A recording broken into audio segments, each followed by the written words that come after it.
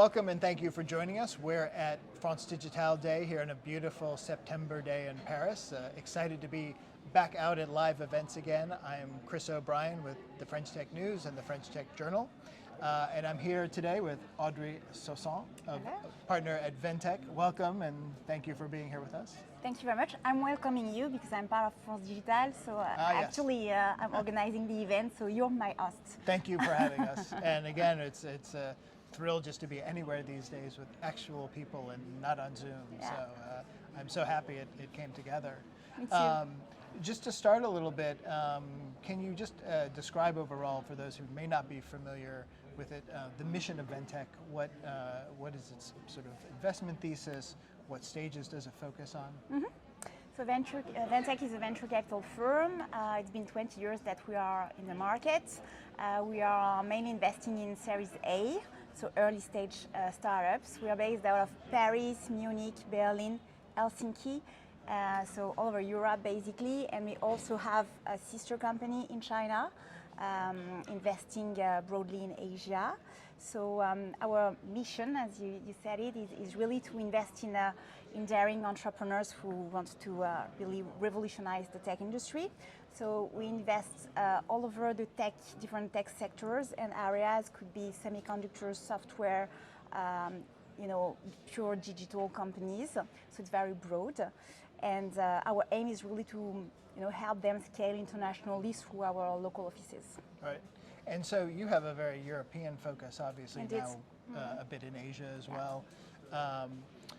Focusing on the Series A side, I know I'm more familiar with the French market, but we've seen a real, I don't know if explosion is the right word, but a real increase in valuations the last couple of years. Certainly here in France, I think, I know they've outstripped the European average a bit. Mm-hmm.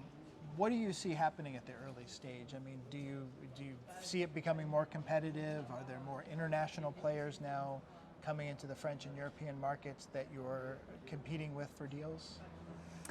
Well, if the question is specifically about the early stage, I think it's actually not so competitive compared to other stages. So a little bit of numbers, if you may. So during the last 5 years, there have been 8 times more growth funds that appeared in the market, while the number of early stage funds only multiplied by 1.1. Mm-hmm. So it's actually the growth stage which really became very competitive, in the sense that there were not so many of them, sure, but it's really where it's been really booming the most in terms of number of funds, especially in France with this initiative TB that I'm sure which is pushing for more investment in the growth stage. So not so many additional French funds, if you want to focus on French and on early stage. Now about this booming valuation which you were mentioning, I think yes, valuation have increased, but the quality of the entrepreneurs have increased a lot as well. And we are not speaking about French entrepreneurs anymore. We are speaking about entrepreneurs who really want to to build European companies, but also worldwide companies.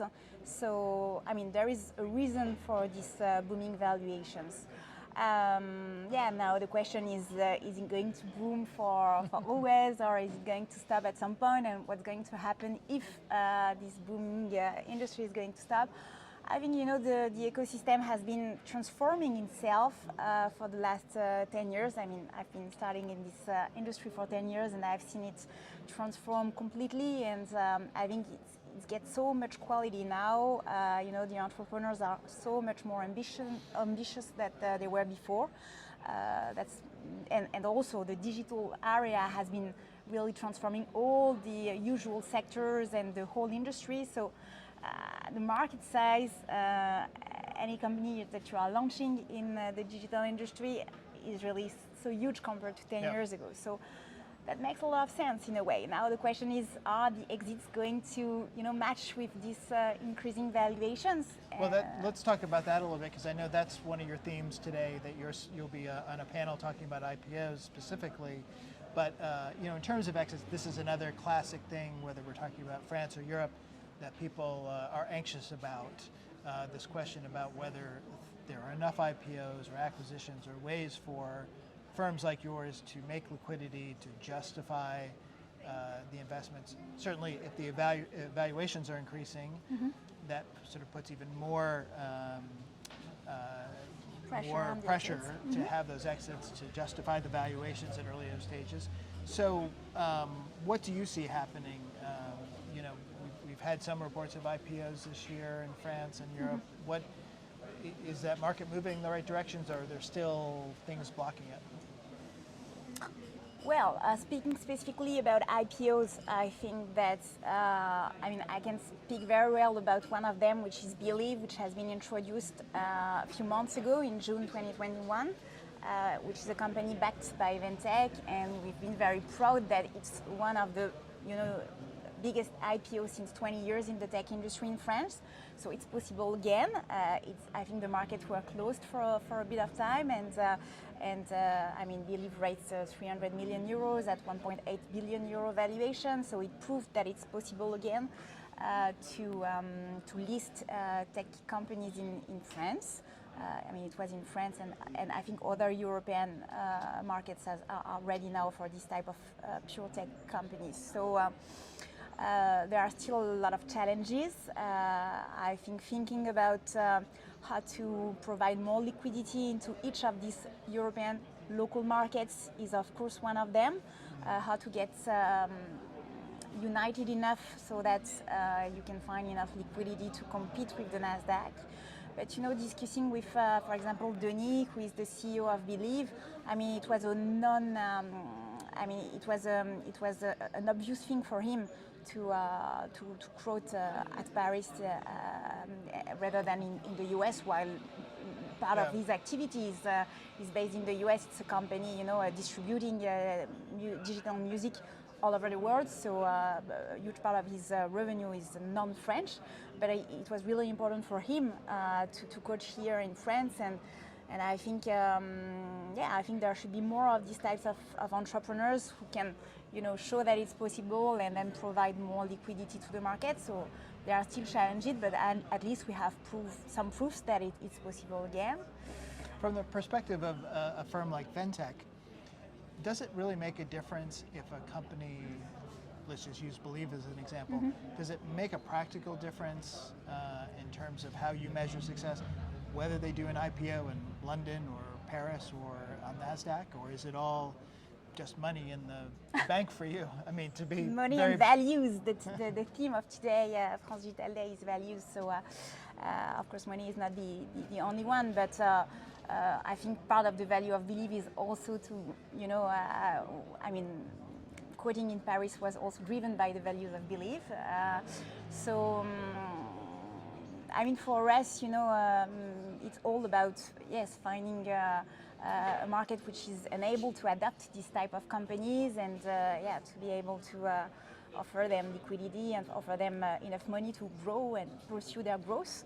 So I think it's part of our role. I'm also part of France Digital, so I guess it's also part of my mission to convince the European entrepreneurs to stay here and pursue their path. I understand there's a desire to capture more of that value on the local level, as well as a sense of pride and sovereignty and sort of those additional issues that and you want to be able to have those returns circulate within France or Europe, depending on what market we're talking about. So to me, that makes sense why there's a desire to see that. The other twist we've seen, and I guess the last year and a half, is a real growth in private equity coming into the European market. That's true everywhere, I think.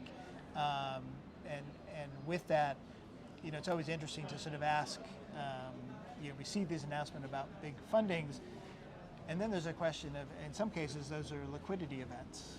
In some cases, it's really a company raising money that they use for growth. In some cases, it's a chance to create some liquidity.